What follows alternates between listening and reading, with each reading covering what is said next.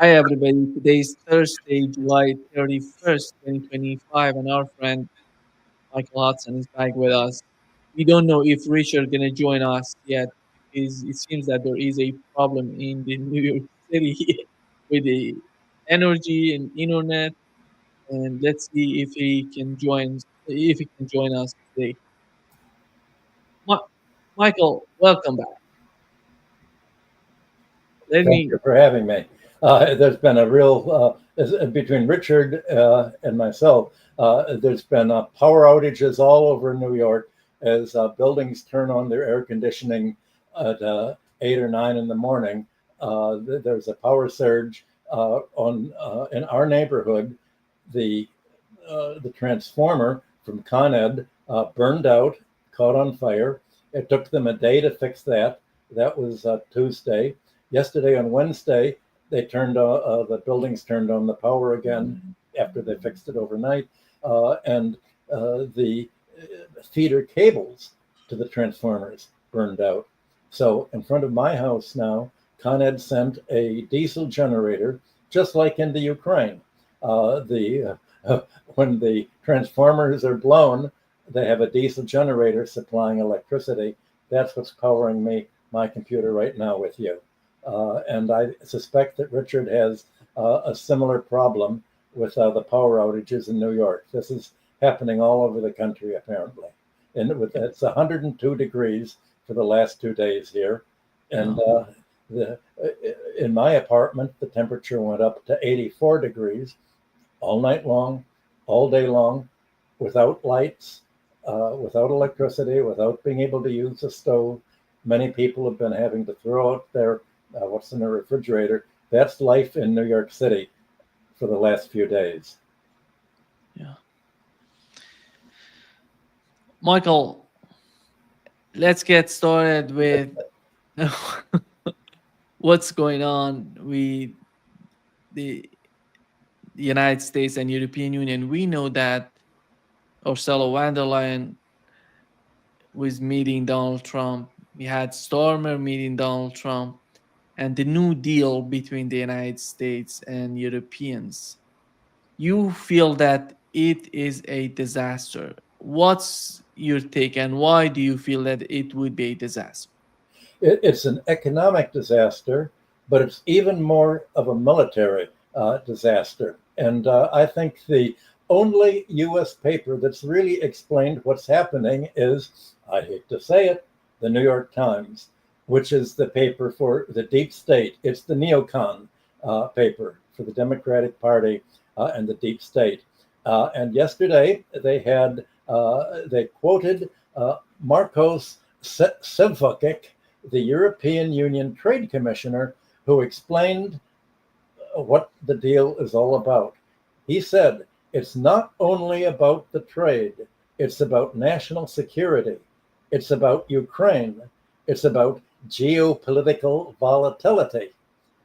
In other words, the explanation for why Europe surrendered to all of Donald Trump's economic demands was the price for what Europe believes is locking the United States into a much more intensive war of NATO and specifically Germany, France, and Britain against Russia.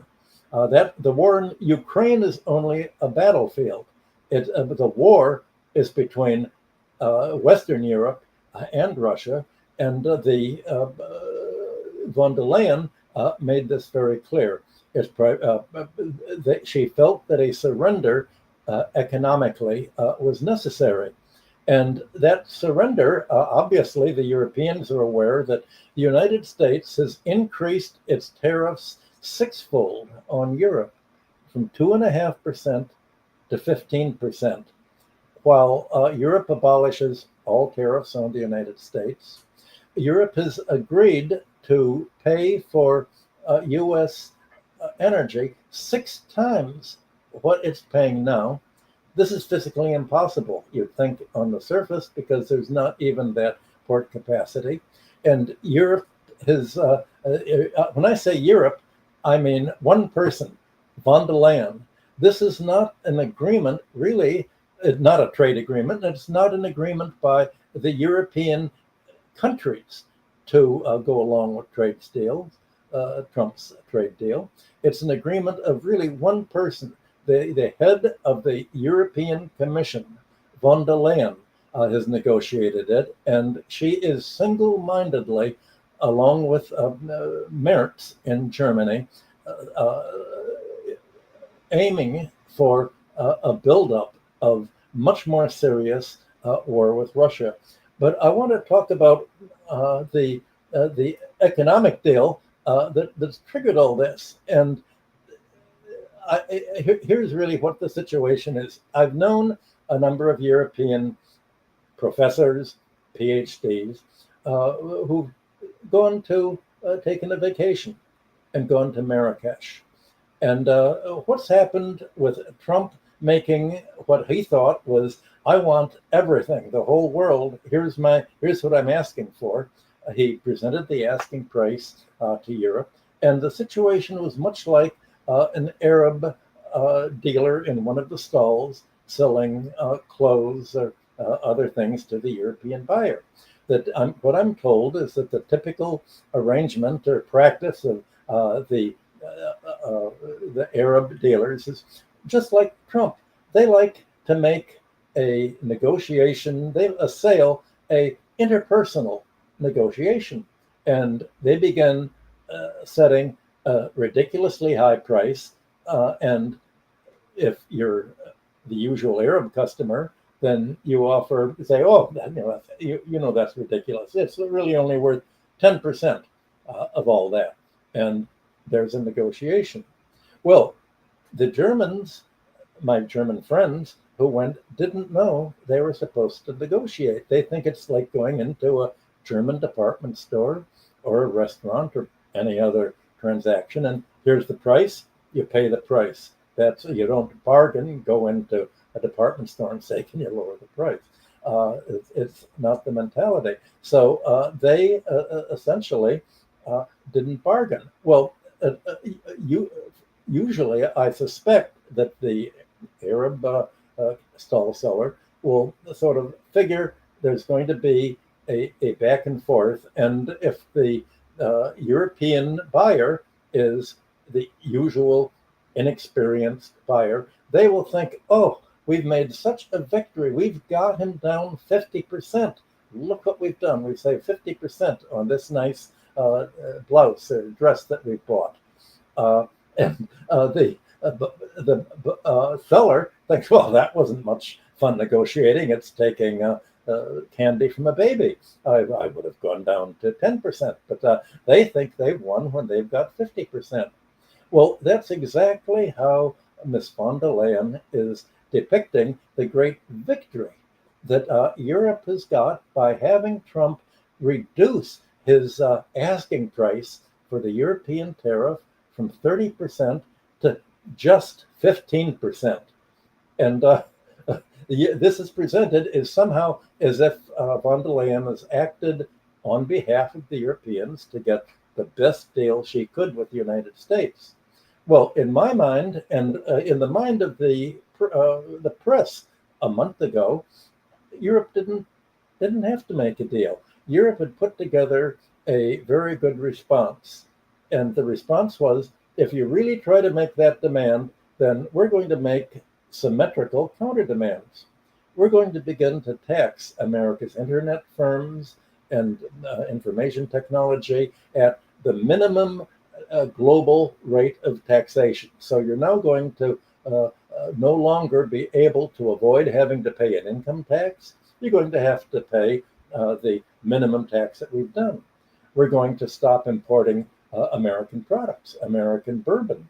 And we're going to realize that if we can't trade with the United States as a market, then we're going to have to turn somewhere else. And there's only one place we can really turn to, China, Russia, to turn eastwards. And do you really want to drive us out of the US orbit and eastwards? And if we do trade with them, then we can no longer afford the military confrontation with them that all of this is about. We're going to have to think of disarming and really withdrawing from NATO. Again, if we can't, if there's going to be a break between the U.S. and European economies, the break has to include a break from our buying the military equipment from the United States. And the enormous amount of military equipment that Europe has promised to buy is to buy arms that we've just seen for the last 2 years don't work. They're supposed to buy American missiles and missile defense systems. You've seen Russia's ability to have its hypersonic missiles just go right through the European defense. You've seen the European military tactics of NATO, all based on tanks. Well, tanks were very important in World War II. They were very important when America went into Iraq and against countries that are not very militarily prepared, tanks work. But now that you have the new weaponry in the form of drones, drones have been blowing up tanks, and tanks are no longer the means of warfare. So what Europe is committed to do is spend an enormous amount of money cutting back its social budgets in order to afford a war budget, to buy arms that don't work, for a fight with Russia that looks like it could be really disastrous. And you've already had Merz in Germany saying, we want to restore the power of the Wehrmacht. Well, President Putin has responded, along with Foreign Secretary Lavrov yesterday, was saying, this is not really a war between Russia and Ukraine anymore. This is a war between Russia and Western Europe. Ukraine is only a battlefield in this war. It's one front of this war, along with Kaliningrad, the Baltic, and all the other fronts that Europe is opening up. And therefore, if Germany is going to send one of its missiles to Ukraine that's able to hit Russia, Moscow, St. Petersburg, or any serious Russian city or other site, then we're not going to fight against Ukraine. That's the battlefield. We're going to retaliate against the country that is supplying the missiles. In this case, Germany. And we're going to retaliate against the arms manufacturers in Germany, against where the missiles come from, the military installations, the power companies that supply the power to these installations, the whole bit. That is what all of this agreement is basically about. And what you're seeing is the Ukrainianization of the European Union.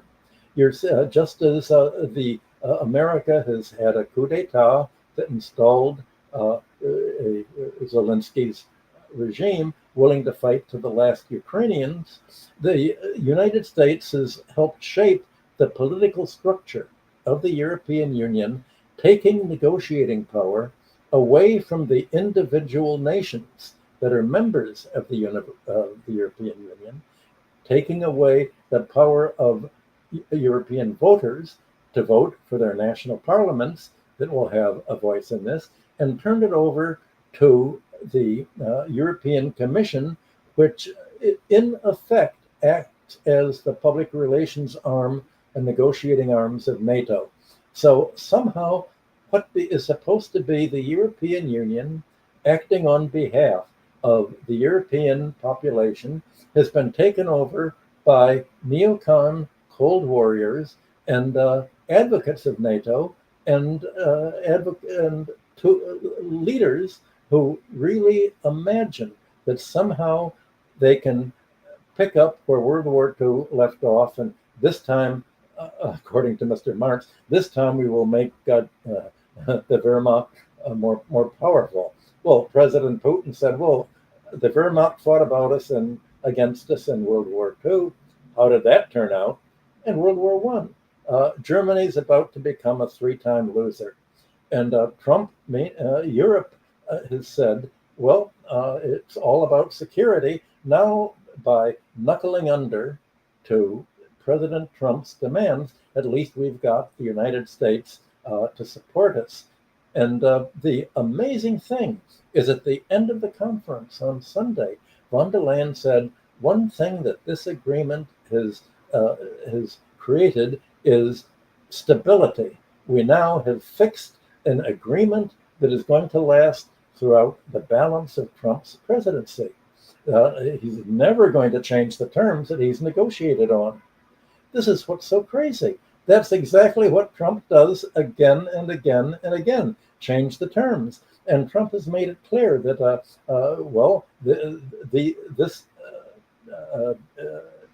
this agreement that I've dictated to Europe, and they've cut me down to 15%. Well, that's what we've done now. But if Europe gets me angry, if Europe begins to import more electric automobiles from China, or trade with China, or somehow evades the sanctions that I'm going to impose on Russia, then I'm going to have to impose new conditionalities on Europe. So there's no security at all for Europe as to what's going to happen. And the practice is going to be just the opposite. Once Trump beats an opponent, he squeezes and squeezes and squeezes. And to give an example of how he's treated Europe, look at what he's done in the last week vis-a-vis Russia. He said, I'm very disappointed that Russia's defeating the Ukrainian army so much. I'm giving Putin 15 days to stop his fight to have a ceasefire so that Germany, France, and Britain can rearm Ukraine, put the missiles there, and build up their defenses so we can really kill more Russians if they try to fight against. Well, Putin didn't even respond to that. Obviously, this is just a idle threat. It's a fantasy. Putin is not going to say, gee, President Trump has asked us to stop winning the war in Ukraine and ending the whole war and finally rolling back the attacks on us. He's already announced what his plans are again and again. So he's ignoring them. The question is, why didn't Europe simply ignore Trump's plans and said, well, what are you asking us to do? You're asking us essentially to impoverish our industry, to offshore our automobile manufacture and our other industries to the United States, and to vastly increase our imports from you.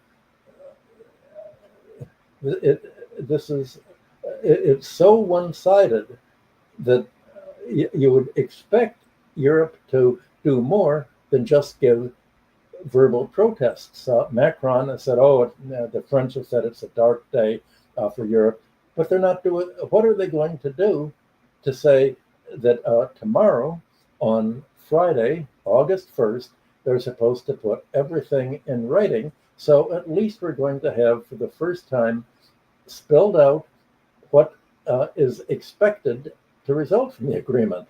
And usually when this happens, there are two versions. There's the American version of what's agreed upon, and there's the version that other countries have of what they think was agreed upon. And in between the time that there was a meeting and the write-up of the summary of the meeting, the Americans have almost always increased their demands on the counterparties. And that seems to be what's, I would expect that's going to be the surprise that Europe is going, and the world is going to see on August 1st when they begin to talk about this.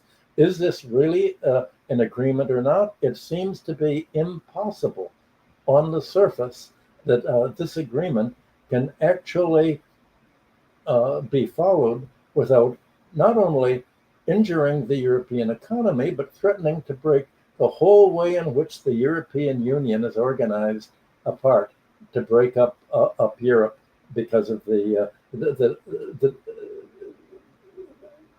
demands that von der Leyen gave into, without any voice of an opposition. Michael, when it comes to the way that Europe, we know that Europe doesn't have the money to give it to the United States. After all, increasing from 2% to 5% of their GDP, it's something so big.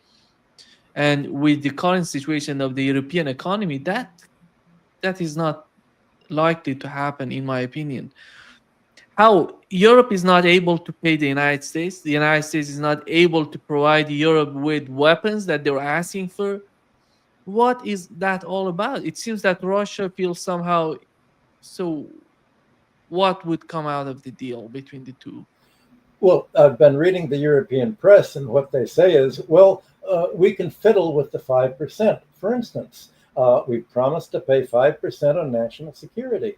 But we can say that fighting global warming is national security, because after all, this bad weather is affecting all of Europe. It's causing a disaster. It's causing a drought that is interrupting our agricultural production. So we can say for national security, in fighting against global warming, all the money we do that is part of it. It doesn't have to be armaments to weapons to fight against Russia. But this brings up the whole idea of Europe considering the global warming drama to be national security. Certainly makes sense. It should be national security.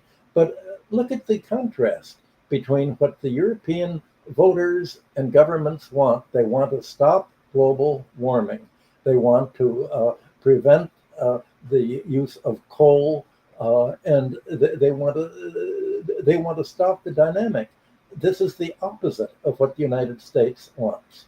The fighting, the war against Russia, the American military activity in the world has been calculated to be that if the military were a country contributing to global warming, the military effect is equal to that of the 29th largest country in the world. So the biggest contributor to, at the margin, to global warming is the war that Europe has agreed to. And even more, you have Trump withdrawing from all of the global environmental agreements. In the United States, yesterday, he's ended the Environmental Protection Agency's rules against emissions from coal-burning plants, power plants, and other coal-burning companies. He's abolished all of the environmental rules and just cut them back. So the American activities against global warming are diametrically opposed to what Europe considers to be its national security, just like the thought of providing weapons to Germany, to actually missiles, to actually send into Russia is not securing security at all, but just the opposite. Trump has already said, America is not going to be involved in Europe's war against Russia. We are focusing all of our attention on the coming war with China, that we're trying to promote between China and Taiwan in the China Straits, the war in the Pacific. And Trump is trying to convince NATO that NATO's future fighting is not even going to be about the Atlantic anymore. It's to be about the Pacific, as if Europe has some interest, national interest for any of its countries in fighting between China and Taiwan, given the fact that the whole growth in the promise of European trade and investment expansion is with East Asia, with China and Taiwan and the allied countries. All of this is thrown up. I wanted to add something about the agreements that were made. Go back 2 months to Liberation Day, when Trump announced his tariffs. The first America then followed up Trump's tariffs with exactly what it had done in 1944, 1945 with Britain and Europe. America shaped the post-war order for the World Bank and the IMF with the British loan of 1944. With the loan, it got England, Britain, to capitulate to U.S. terms for free trade, to block other countries from protective tariffs, from protecting their industry, from capital controls. It blocked all of that. And then it went to the continental Europe and said, here's the agreement that England has already made. And it used that as the model for what it imposed in Europe. Well, after Trump's Liberation Day, he made a deal with Britain, setting a 10% tariff rate on British exports to the United States. And the response in the European press, if you remember, was, well, we can certainly get a much better deal than the European Union made with Britain, but they didn't have a better deal at all. Von der Leyen presented her victory of getting Trump to reduce his tariffs that didn't exist at that time from 30% on Europe to 15%, and said, look what we've won. But she didn't really win any reduction in tariffs because there wasn't any 30% tariff rate. It was in Trump's imagination. The tariff rate, as I said, was 2.5%, 1/6 of that, and 1/4 of the 10% that America had levied on England. A vast increase in tariffs was presented somehow as a victory. And obviously, the European public is not, voters are not falling for this, according to the polls that have taken place. And even some of the leaders ostensibly are opposing all of this, but that there doesn't seem to be any thought of saying, wait a minute, Europe had an alternative. It didn't have to be this way. Europe had a very well thought out program of taxing America's exports, taxing American firms there, and dismantling its military spending. I remember 50 years ago, the Danish political leaders said, we've figured out a way to cut our military budget. We're going to have an automatic telephone answering service with the message, we surrender. That's all we need. There's no way that we in Denmark are going to be able to fight against Russia. Why try? Why not say, you're really going to invade us? Because Denmark knew that Russia's not going to invade. Russia would have to send an army of 20 million soldiers to march westward and invade Europe. And 10 million, 15 million would probably die. That certainly the Russian government would fall. No, neither Russia nor any other country whose rulers depend on their voters and has some semblance of public election of politics can afford a old-fashioned military war of infantry, of tanks, of a land war. The only kind of war that any country can afford, Russia or the United States or Europe, is a war of missiles and drones. Those are the only weapons in which any future war can be fought. No country in the West or in Asia, any large industrial country can afford the disruption of any kind of war except a missile war. That's what has been lost in this myth that somehow Europe has won something by winning American defense against a fictitious attack that will never occur in the form of invasion. It would only occur in missiles. And why on earth would Russia or China or Iran have any interest in blowing up Europe? What does it gain?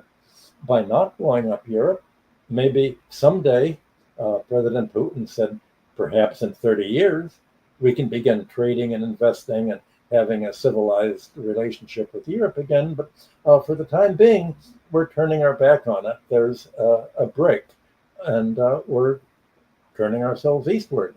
That's the result of American policy to drive us into harmony, not only with China, but with all of Eurasia and the global majority. BRICS, the global majority, the global South, all together.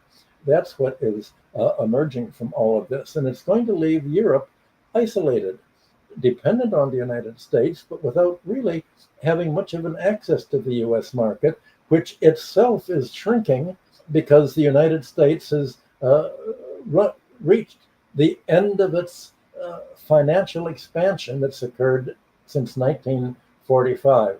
It's the end of an 80-year expansion that's indebted the country more and more and more to the point that the wage earners, the 50%, the 90% of the population cannot afford to increase their consumption anymore. If automobile loans and the hope of automobile sales is what this agreement is all about, the rate of default in the United States on auto loans has been rising so much that companies are now withdrawing credit for new cars. And there's no way in which American consumers are going to pay cash for the new cars that Europe might possibly be able to try to market in the United States after paying the 15% tariff. And there's no conceivable way that a European company can offshore Volkswagen or BMW production here to produce cars here when the American tariff is 50% on aluminum, steel, and other basic inputs. The whole future, the depiction of the future that's being painted is impossible to achieve in practice. So it's not simply that Europe is lost. You could say, well, Europe is really not going to lose because all of this is a fiction. It's a pipe dream. It can't possibly turn out the way it's happened. So what we're faced with is some degree of anarchy and chaos. Michael, in terms of the deadline that Donald Trump was talking about to put on Russia, he said on July 29th, 2 days ago, he said that the deadline is 10 days. And he added he's not sure if the tariffs would work against Russia, but after all, he's gonna follow the policy of tariffs. And it seems that we know that the tariffs on Brazil are getting to 50%. On India, they're talking about 25%. I don't know how capable the United States would be to go after China after that sort of chaos with the tariffs. But how do you see this scene? How do you see the way that Donald Trump, the capabilities of the US government to go after India and Brazil? They're not talking about Russia when it comes to Brazil, but I would assume the final goal would be Russia and then China. You're taking that. Well, as you know, Brazil has been making has been reorienting its trade towards China. It can sell its soybeans to China. It can provide China with the exports that China hitherto was buying from the United States. Last year, China bought 0 soybeans from the United States.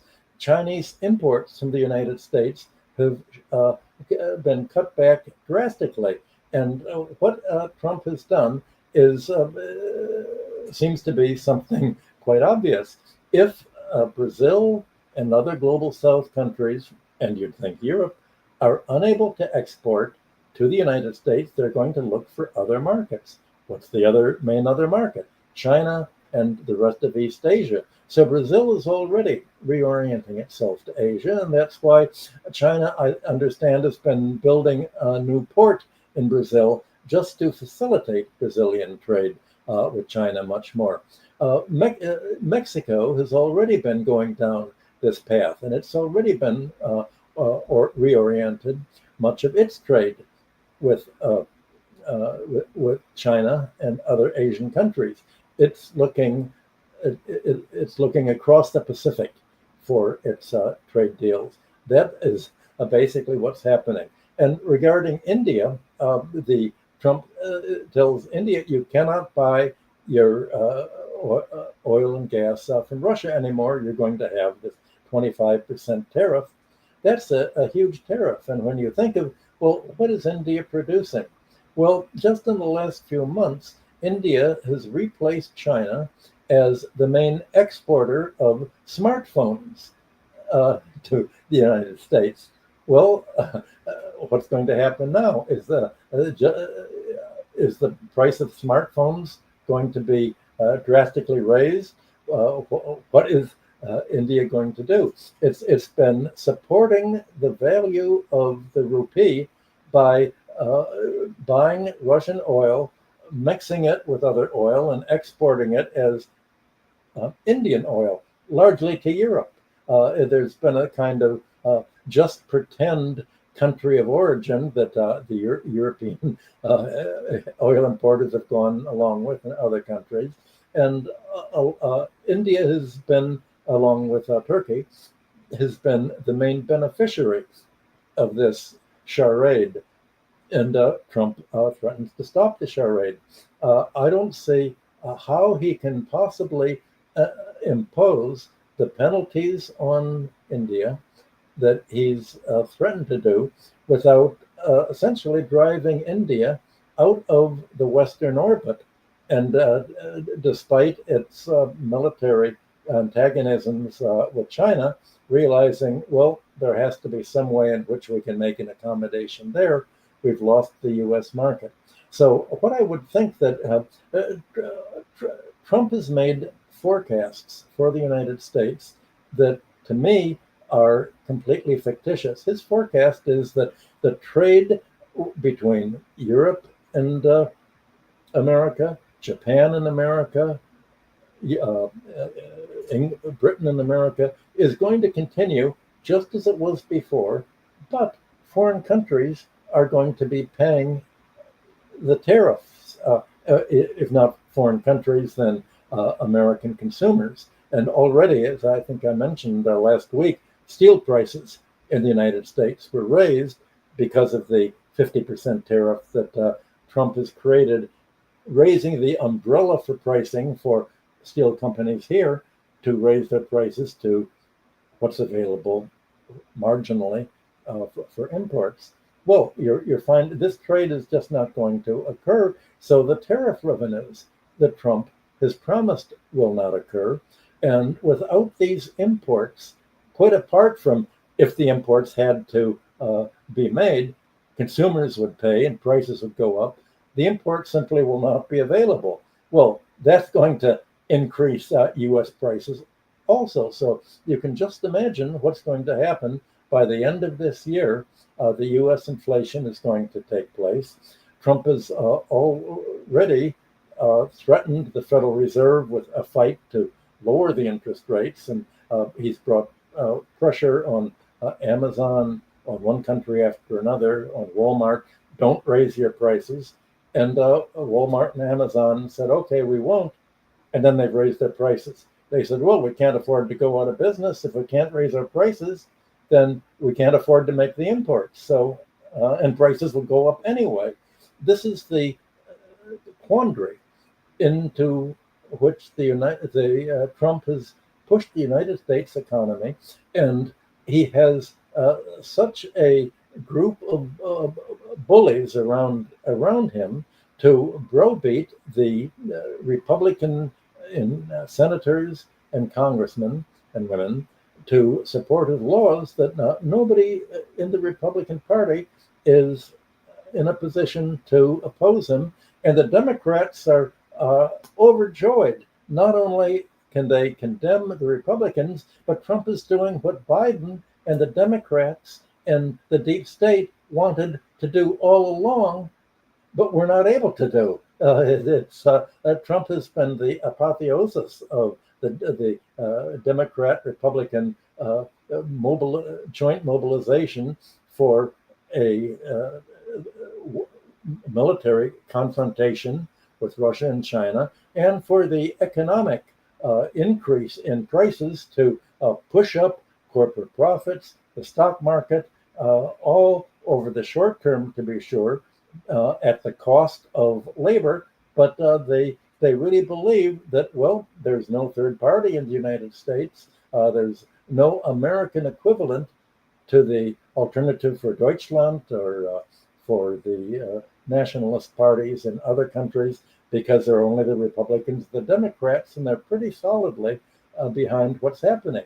Well, just imagine what's happening with the dollar falling 12% against the euro since Trump took office. That means that the European investors in the United States, whether it's a European company holding an American factory or producer, or the European government, or private investors that have bought US bonds or stocks or treasury securities, have been losing in their own currencies the equivalent valuation, because stocks and bonds and corporations denominated in dollars are worth less and less. So the balance sheets of European corporations are going to be showing a loss, while in the United States, US multinational firms with affiliates in Europe and Asia and other countries are showing a huge capital increase in the dollar valuation of assets in countries that have whose currencies have risen instead of gone down. I know that's sort of hard to balance in your mind, but this is how corporate accountants think, and how the balance, how it's really put the class war in business between finance and monopolies and the heavy industry on the one hand, against the labor force on the other hand. You're having a real squeeze in the United States that's going to be very much like the squeeze that Europe is going to be feeling. And this is going to spur even more nationalistic feeling in the United States, just as it's spurring a nationalistic response in Europe.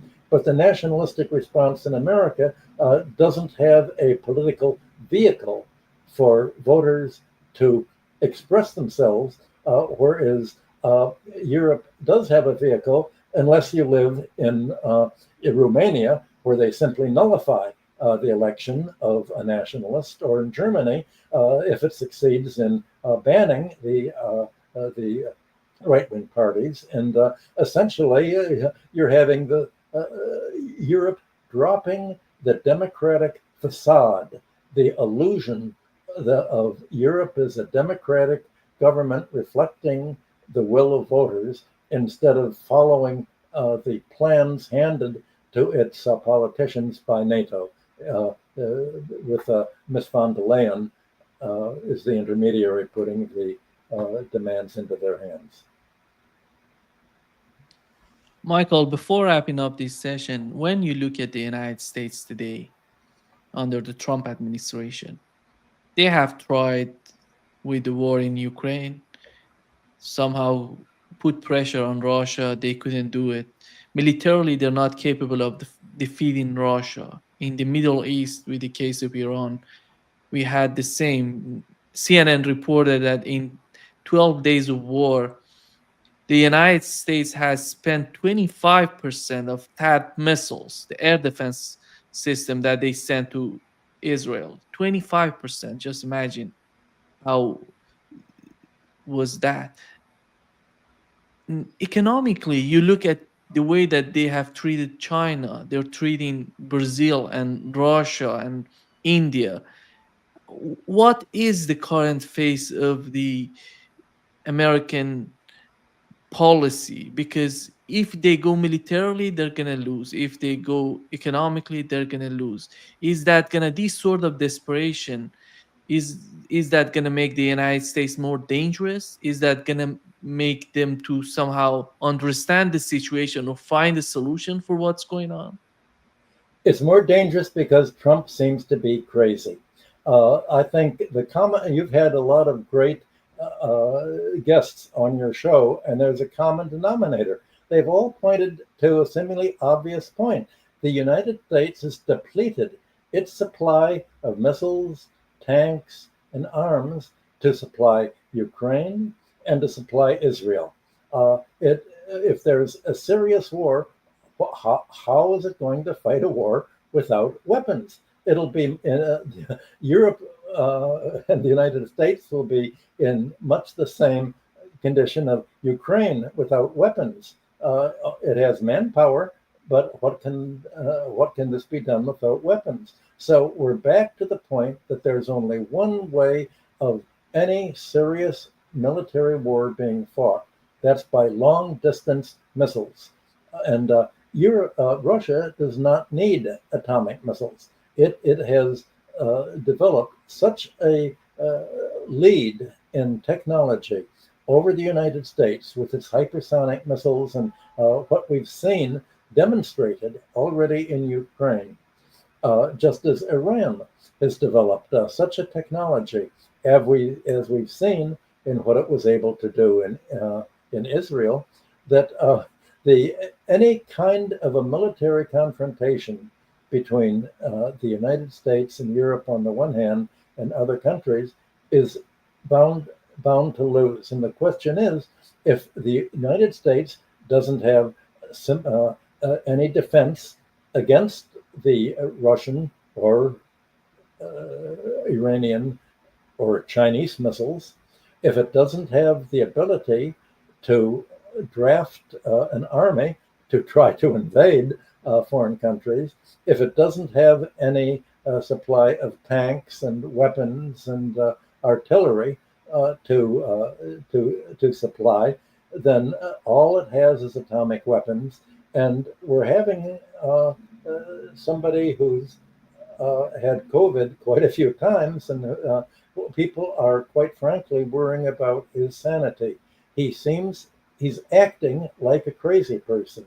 Now, is this like President Nixon pretending to be crazy? Hey, you don't know what he's going to do, so you better surrender because you don't know what he's going to do. When actually Nixon wasn't crazy, he was very calculating.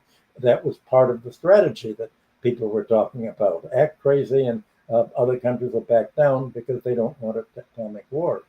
But what if Trump really is crazy? What if it's not just a very clever act and he's really very dumb and he has ideological cold warriors telling him what to do, advising him, bringing peer pressure on him, and we may really be risking atomic war. Well, presumably the army in the United States is strong enough to say, well, if Russia retaliates against missiles sent by Germany, France, or Britain against these countries, this is their war. Thank God that Trump and America have pulled out of the war with Russia anymore to concentrate on China. And America is not going to come to the aid of Europe, just as if the Baltics and try to create some attack on Russia to close off the Baltic Sea from Russian tankers and Russian trade going to the west, or if what the American general in Europe has been threatening, we can take Kaliningrad in a single day. An attack on Kaliningrad is an attack on Russia just as much as an attack on the Kerch Bridge and Crimea would be an attack on Russia. This is really a red line, and Russia has not had any reason to really fight militarily against the red lines that are crossed, because by going slowly in Ukraine, in the way it's been doing, it's actually been gaining an enormous advantage because this time has not only depleted the Ukrainian army and the Ukrainian military supply, it's depleted, I hope, Europe's willingness to pursue in what obviously is a losing venture. The Wehrmacht is not going to be able to win this time around. I don't know how to get this through to the United States, but if Merz is not replaced, much of Germany will, in Putin's word, no longer exist. Yeah, quite dangerous. Michael, when it comes to the nuclear bomb. Said this, Nima? What? Your other guests have said the same thing, haven't they? Yeah, exactly. Yeah. Actually, everybody's afraid of a war with nuclear bombs because Yes, this sort of desperation that could bring that sort of war, which. But in terms of what the United States would do and what Russia's capacity is and how Russia would respond. Yeah. Russia doesn't need atomic war to wipe out. They don't need it. They don't need it. With this new But your question hypersonic missile, Oreshnik, does and they America can need it? just What they can have the same sort of impact and even greater than that without using nuclear bombs. Thank you so much, Michael, for being with us today. Great pleasure as always. Well, I'm always happy to bring good news. See you soon, Mike. Thank you.